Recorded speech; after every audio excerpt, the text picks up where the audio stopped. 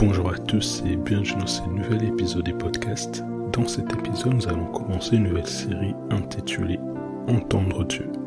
Le but de cette série sera de partager ensemble des clés pratiques et des principes qui vont nous permettre de mieux entendre Dieu, de mieux discerner sa volonté. Dans ce premier épisode, les premiers sous-thèmes qu'on va voir ensemble s'intitulent « Les 3 dimensions d'écoute de Dieu ». Avant d'aller plus loin, je vais commencer par définir c'est quoi une dimension, pour que tout le monde puisse comprendre.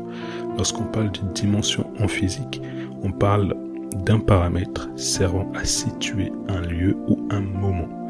Donc ici, lorsqu'on va parler des dimensions d'écoute de Dieu, on va parler des 3 paramètres qui nous permettent d'identifier où et comment Dieu nous parle. Vous savez, dans la communication, il y a toujours 2 acteurs importants, l'émetteur et les récepteurs, l'expéditeur et les destinataires. Et dans cette série, nous allons partir d'un positionnement dans lequel Dieu est l'émetteur des messages et nous sommes les récepteurs. Et le but sera donc d'identifier quels sont les moyens, quels sont les canaux dans un premier temps par lesquels Dieu nous envoie ces messages et quels sont les canaux qui nous permettent à nous de les recevoir. Pour revenir à notre affaire des dimensions, je vais lire un texte, c'est 1 Thessaloniciens 5, 23. Que le Dieu des paix vous sanctifie lui-même tout entier, et que tout votre être, l'esprit, l'âme et les corps soient conservés irrépréhensibles lors de l'avènement de notre Seigneur Jésus-Christ. En fait, dans ces textes, l'apôtre Paul nous montre qu'il existe 3 dimensions dans l'être humain. La dimension de l'esprit, la dimension de l'âme et la dimension du corps. Donc ce sont ces 3 dimensions-là qui sont aussi utilisées par Dieu pour communiquer avec nous. Nous allons commencer dans un premier temps par la dimension du corps. Dans la dimension du corps, Dieu communique avec nous par les sens. Toute communication, par exemple, entre les êtres humains, c'est fait uniquement dans la dimension du corps. Lorsqu'un être humain a besoin de communiquer avec un autre être humain, ça va se passer par la bouche, donc des bouches à oreilles. Donc un des humains va utiliser sa bouche pour communiquer une information et l'autre personne, les récepteurs de ces messages-là va l'écouter au travers de l'oreille. Et même lorsque Dieu va passer par des êtres humains pour communiquer avec nous, pour nous faire connaître sa volonté, ça va toujours être dans la dimension du corps. Lorsqu'on prend par exemple les cas des dons de révélation, que ce soit les paroles des connaissances, la prophétie, les dons de discernement des esprits, ou encore les paroles des sagesses, donc ce sont les dons des révélations, mais des dons plutôt vocaux comme on les appelle. Chaque fois que Dieu va passer par ces dons-là pour échanger avec nous, ça sera toujours dans la dimension du corps.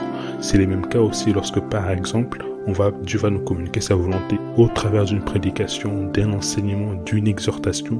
Cela s'est fait toujours dans la dimension du corps. Et nous, individuellement, dans la dimension du corps, on peut entendre Dieu, connaître sa volonté au travers, par exemple, de voix audibles. Il y a des personnes qui ont déjà entendu Dieu leur parler audiblement. Il y a même des personnes qui ont déjà eu des visions où ils voient avec leurs yeux physiques des manifestations de Dieu. Dans la Bible, on peut prendre les cas de Moïse qui, devant le buisson ardent, Dieu lui dit « Retire tes sandales parce que les lieux sur lesquels tu te tiens est une terre sainte. » Parce que c'était physique, c'était pas une vision spirituelle comme il y en a plusieurs. Jésus, par exemple, lorsqu'il était sur terre, avec ses disciples, il communiquait sa volonté dans la dimension du corps. Ça veut dire qu'il ne parlait pas en esprit à ses disciples, non, il leur parlait physiquement, même si c'était des réalités spirituelles. La deuxième dimension par laquelle Dieu va nous parler, c'est la dimension de l'âme. L'âme, c'est les sièges des émotions et de l'intellect.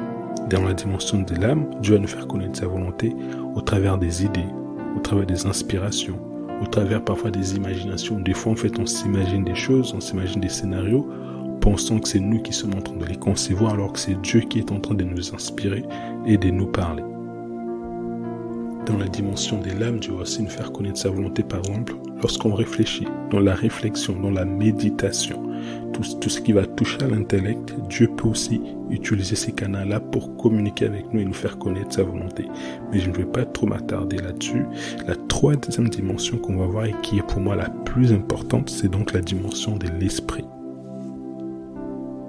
Ce qu'il faut savoir sur l'esprit humain, c'est que lorsqu'on parle de l'esprit, on parle de notre homme intérieur. Et beaucoup de fois dans la Bible, on parle du cœur. Et il y a des personnes qui ont des fois cette confusion, ils ne savent pas si lorsqu'on va parler du cœur, on parle de l'âme ou de l'esprit. Mais il faut savoir que dans la Bible, lorsqu'on parle du cœur, ça fait très souvent allusion à l'homme intérieur, au dédon, au profond de l'homme, à la dimension centrale de l'homme. C'est donc l'esprit. À 90% du temps, Dieu va nous parler dans la dimension de l'esprit. Et il y a deux raisons. La première raison, c'est que Dieu nous parle dans la dimension de l'esprit, parce que dans la dimension de l'esprit que nous communions avec Dieu. Jésus dit dans Jean 4, au verset 24, Dieu est esprit, et il faut que ceux qui l'adorent en esprit et en vérité. Dieu étant lui-même esprit, étant le Père des esprits, quand il va communiquer, ça sera d'esprit à esprit. Ça sera donc dans la dimension de l'esprit, premièrement. Je vais lire un deuxième texte, Proverbe au chapitre 20, au verset 27. L'esprit de l'homme est une lampe de l'Éternel. Il explore les plus profonds des lettres. Dans ces textes, ce qu'il faut comprendre, c'est que l'esprit de l'homme est une lampe de l'Éternel. Donc l'esprit de l'homme est semblable à une lampe. Cela veut dire que chaque fois que Dieu veut nous éclairer, chaque fois que Dieu veut nous illuminer, il passe par notre esprit. Donc Dieu se sert de notre esprit pour nous illuminer, pour nous éclairer. C'est comme ça que dans Éphésiens chapitre 1, Paul pouvait par exemple dire « Je prie pour que les dieux de notre Père Jésus-Christ illuminent les yeux de votre cœur, de votre homme intérieur, de votre esprit, afin que vous sachiez quelle est l'espérance qui s'attache à votre appel, quelle est l'espérance de la gloire de son héritage. » Donc de toutes ces choses-là, il prie pour que Dieu ouvre les yeux de notre esprit. Il ne dit pas « Je prie pour que Dieu ouvre vos yeux physiques ou que Dieu touche vos émotions. » Il prie pour que Dieu puisse toucher notre esprit, ouvrir les yeux de notre esprit. Parce que l'esprit de l'homme est la lampe de l'Éternel. Ce qui veut donc dire que lorsqu'on veut être quelqu'un qui entend Dieu, qui discerne sa volonté, il faut être quelqu'un de spirituel. L'erreur que font beaucoup de chrétiens, c'est qu'ils veulent entendre Dieu, ils veulent connaître sa volonté, mais ils ne sont pas du tout spirituels. Ils sont très charnels ou alors très émotifs. Sauf que, comme on l'a vu, à 90% du temps, Dieu va nous parler non pas dans la dimension de notre corps, ni dans la dimension de notre âme, mais dans la dimension de notre esprit. Il y a principalement 4 canaux que j'aimerais voir qui, dans la dimension de l'esprit, sont utilisés par Dieu pour communiquer avec nous. Les premiers canaux qu'on va voir ici, c'est la conscience.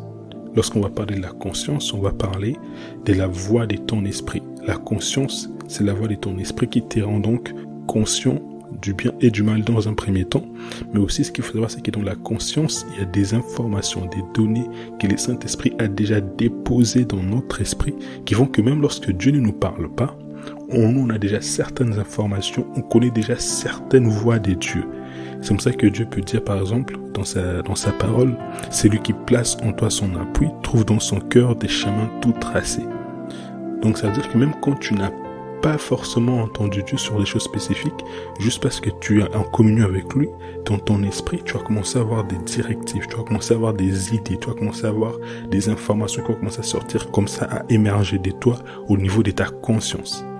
La conscience est très très importante dans l'écoute de Dieu parce que plus on va écouter la conscience lorsqu'elle nous demande de faire les biens, plus on va augmenter notre sensibilité à notre propre esprit. Plus en fait notre esprit va avoir de l'ascendant sur notre âme ou même sur notre chair.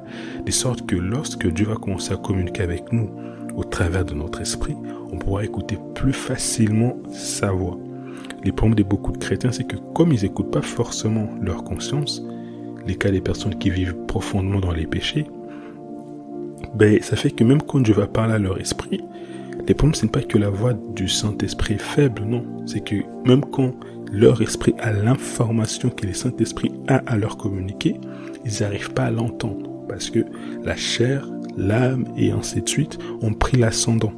En fait, si tu ne sais pas entendre ta conscience lorsqu'elle te dit « réponds-toi », lorsqu'elle te dit « n'écoute pas la musique mondaine », lorsqu'elle te dit « ne fais pas ci, ne fais pas ça », sache que tu auras encore plus du mal à écouter Dieu lorsqu'il va te dire « va à gauche, va à droite ».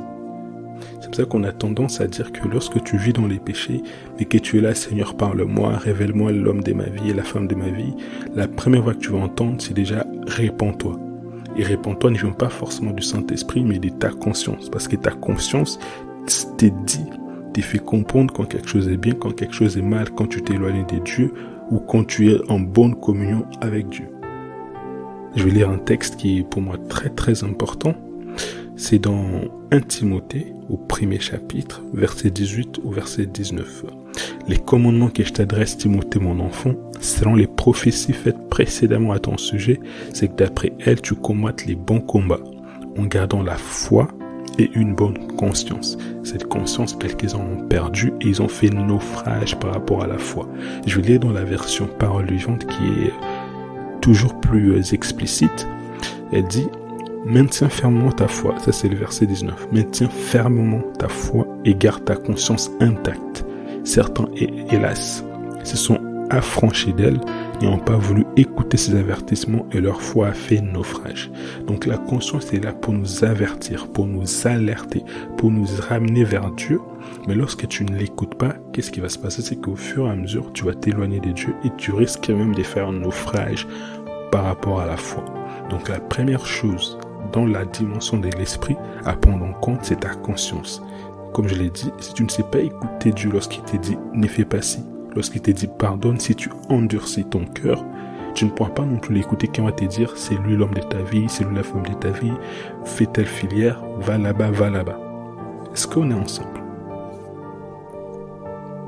Le deuxième canal par lequel Dieu va nous parler, toujours dans la dimension de l'esprit, c'est celui du témoignage intérieur. Romains 8 au verset 16, l'esprit rend lui-même témoignage à notre esprit que nous sommes enfants de Dieu. Lorsqu'on parle du témoignage intérieur, on parle simplement de la voix du Saint-Esprit. Là où la conscience c'est la voix de ton esprit, le témoignage intérieur c'est la voix du Saint-Esprit. Oui, qu'on est de nouveau, on est en communion avec le Saint-Esprit, notre esprit vient habiter notre esprit, la Bible dit qu'on fait qu'un, mais il faut savoir que ce n'est pas parce que tu fais un avec le Saint-Esprit que ton esprit devient le Saint-Esprit, non. Tu as ton esprit, il y a le Saint-Esprit, et vous communiez, vous échangez, vous marchez ensemble. Tu as ta conscience, mais maintenant au-delà de ça, tu as aussi la voix du Saint-Esprit qui est les témoignages intérieurs. Dans la conscience, c'est des informations qui sont entre guillemets innées que le Saint-Esprit vient déposer en toi. Mais dans les témoignages intérieurs, c'est le Saint-Esprit qui te parle, qui échange avec toi en temps réel. Les témoignages intérieurs, pour essayer de les définir, c'est lorsque le Saint-Esprit vient témoigner et attester à notre esprit des vérités, des affirmations. C'est lorsque le Saint-Esprit vient au niveau de notre esprit pour nous alerter, pour nous éveiller. La première chose que le Saint-Esprit vient témoigner dans notre esprit en naissant de nouveau, c'est le fait que nous soyons enfants de Dieu. C'est ce qui produit en nous l'assurance du salut. Si tu n'as jamais eu les témoignages du Saint-Esprit dans ton esprit que tu es enfant de Dieu, tu ne pourras pas avoir l'assurance du salut.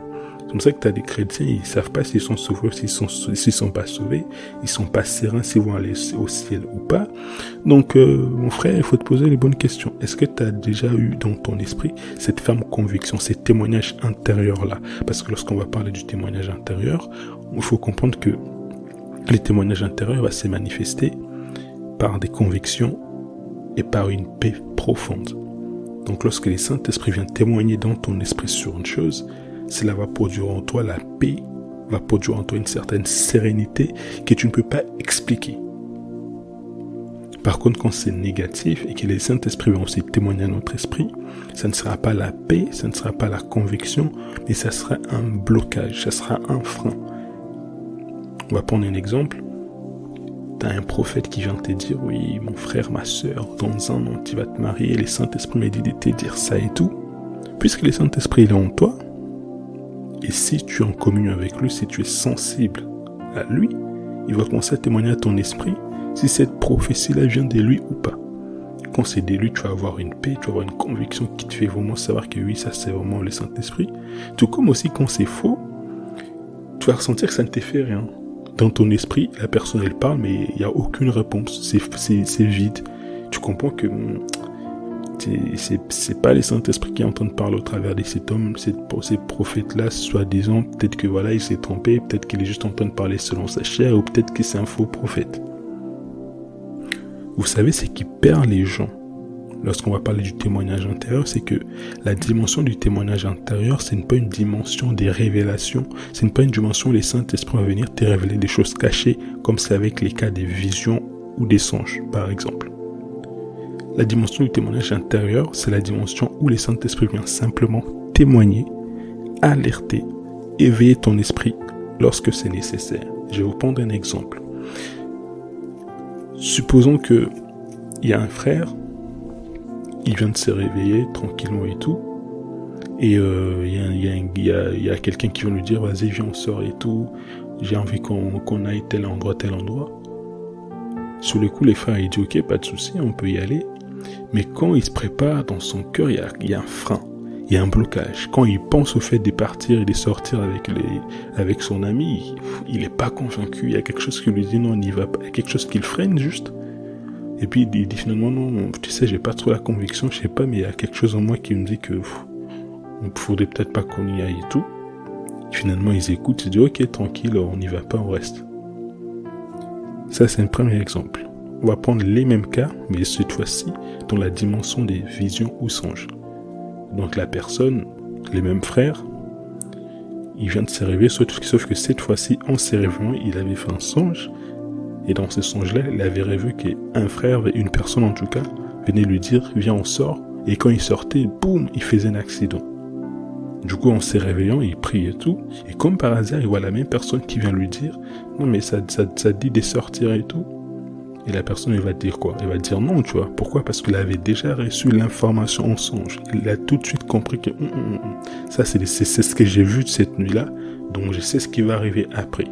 Ce qu'il faut comprendre par là, c'est que c'est la même information, c'est la même instruction que le Saint-Esprit donne, qu'il n'est pas sortir, parce qu'il y a un accident qui va arriver, sauf que dans le premier cas, c'est par les témoignages intérieurs, et dans le deuxième cas, c'est par un songe. C'est de ça qu'il s'agit lorsque j'ai dit que la dimension du témoignage intérieur, c'est pas une dimension des révélations, où Dieu vient te révéler les choses, non, c'est une dimension des plutôt être alerté par les Saint-Esprit quand c'est nécessaire. Ça fonctionne un peu comme les feux de signalisation, les témoignages intérieurs. Il est juste là pour te dire, feu vert, c'est positif, feu rouge, c'est négatif, n'y va pas.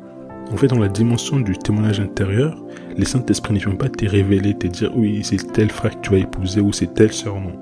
C'est plutôt, dans les cas d'une sœur, lorsqu'un frère, il vient, il te sollicite, il te fait comprendre qu'il veut cheminer avec toi, il veut t'épouser. Dès que les frères là viennent, tu n'auras pas la paix, tu n'auras pas la conviction, tu n'auras pas les témoignages. Les Saint-Esprit ne viendra pas témoigner dans ton esprit que c'est sa volonté pour ta vie. Dans les cas d'un frère, lorsque tu vas commencer à chercher à te marier, dans la dimension du témoignage intérieur, lorsque tu vas commencer à vouloir aller vers une sœur, en mettant la sœur en prière, en mettant les sujets de la sœur en prière, tu n'auras pas la conviction. Tu n'auras pas les témoignages. Le Saint-Esprit ne va pas témoigner dans ton esprit que tu dois aller vers telle sœur-là. Et ces témoignages-là, comme je l'ai dit, et les témoignages intérieurs vont se traduire par des convictions, par des forts sentiments qui ne viennent non pas de nos émotions, mais de notre esprit. C'est pour ça que dans le prochain épisode, on va parler de la sensibilité spirituelle, de comment justement on fait pour entendre et discerner que voilà, ça c'est les témoignages intérieurs ou quand ça c'est pas les témoignages intérieurs. On va en reparler. Mais juste pour expliquer les témoignages intérieurs, ça fonctionne de cette façon-là. Tu vas voir que dès que tu vas commencer à parler d'un sujet, supposons que les frères, t'es sur la sœur, mais dès que tu commences à penser à la sœur, tu es attiré par elle, mais ton esprit n'est pas tranquille. Dès que tu penses à la sœur, tu n'es pas tranquille. Dès qu'il y a quelque chose autour de la sœur qui vient vers toi, les Saint-Esprit, il est tout de suite là, il t'alerte, il te fait comprendre que non, c'est pas la bonne chose, c'est pas vers cette personne que tu dois partir. Et il y a un verset très important. Jésus dit dans Matthieu 10, il me semble, non, c'est dans Jean 10, il dit, les brebis connaissent ma voix et ils me suivent. En fait, la plus grande difficulté pour les chrétiens, c'est de savoir discerner quand Dieu parle. Ce n'est pas les sujets dont je viens de vous dire que oui, comment savoir quand cette conviction vient de Dieu, quand elle ne vient pas de Dieu, non. Parce que quand tu es une brebis du Seigneur, lorsque les Saint-Esprit parlent, sache que tu sais savoir. Peut-être que tu ne le sais pas encore, mais sache que quand le Saint-Esprit va te parler, tu sauras savoir que c'est lui. Il faut maintenant s'exercer, s'habituer et développer ta communion pour en fait garder ces côtés éveillés là, pour garder cet éveil à la voix du Saint-Esprit. Ce n'est pas ça la plus grande difficulté. La plus grande difficulté, c'est d'entendre l'esprit, c'est d'opérer dans la dimension de l'esprit, c'est de pouvoir entendre lorsque ton esprit parle au milieu de ta chair, au milieu de ton âme, au milieu de tes émotions, au milieu de la voix des hommes. Je pense que vous l'avez vu, il y a énormément de choses à dire là-dessus. Et on se donne donc rendez-vous au prochain épisode. Sur ce, que Dieu vous bénisse.